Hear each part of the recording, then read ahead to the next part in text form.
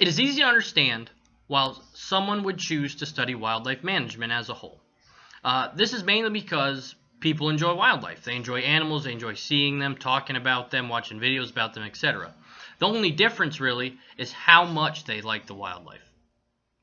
This is really no secret at all. People everywhere on highways will point to the deer on the side of the road, send messages of crazy wildlife encounters, go to zoos and amusement parks like SeaWorld, and be of awe of what they have just seen.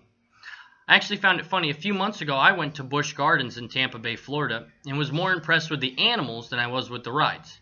The overall point I'm trying to make is that people, along with myself, are interested and fascinated with wildlife and always want to learn more. I found myself as a child watching Animal Planet for hours, as I'm sure plenty of you have. I challenge anyone to not be excited about Shark Week.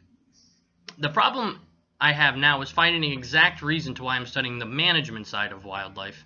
And the main reason is because I want to learn more. Um, Mainly because the state of our wildlife around the world right now. Currently, we're in our sixth mass extinction in the history of Earth. We're in an extinction crisis, which has been the worst since the dinosaurs became extinct 65 million years ago. And this can be included directly to human impacts. When you think of urbanization, urban sprawl, global warming, all these aspects, these weren't around 65 million years ago. Now, we're in this sixth mass extinction, and it's directly concluded to be from human impacts. As we all know, the environment as a whole is an interconnected system where every aspect must be in homeostasis for the ecosystem or habitat to flourish, which relies on things like biodiversity. Biodiversity is seriously threatened right now, and keystone species and habitats around the globe are subject to extreme environmental degradation. A keystone species is basically a species which an ecosystem depends on. This does not have to be a top predator like a tiger or an alligator or something of that nature. This can be as simple as a bee or a bat.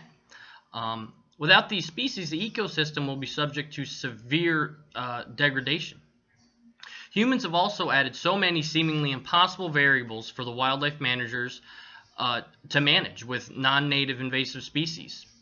In the United States alone, we have two humongous variables that almost seem impossible to solve, and that's the feral hog and the lionfish.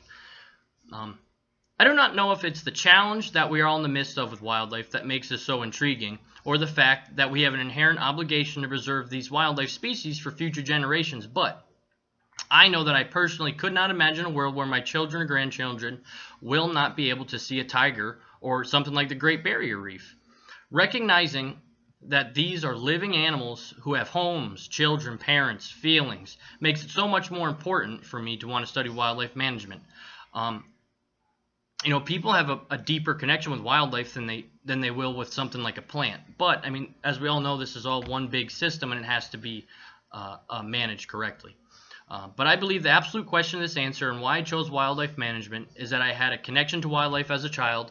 I would even say a serious passion. Knowing the amount of concern in wildlife around the globe, I cannot sit back and allow myself to not participate in conservation efforts. As a side note, I do plan on writing my thesis with the use of indicator species from wildlife and how they reflect ecosystems for environmental planning. And I look forward to this class and cannot wait to learn more. Best of luck, everyone.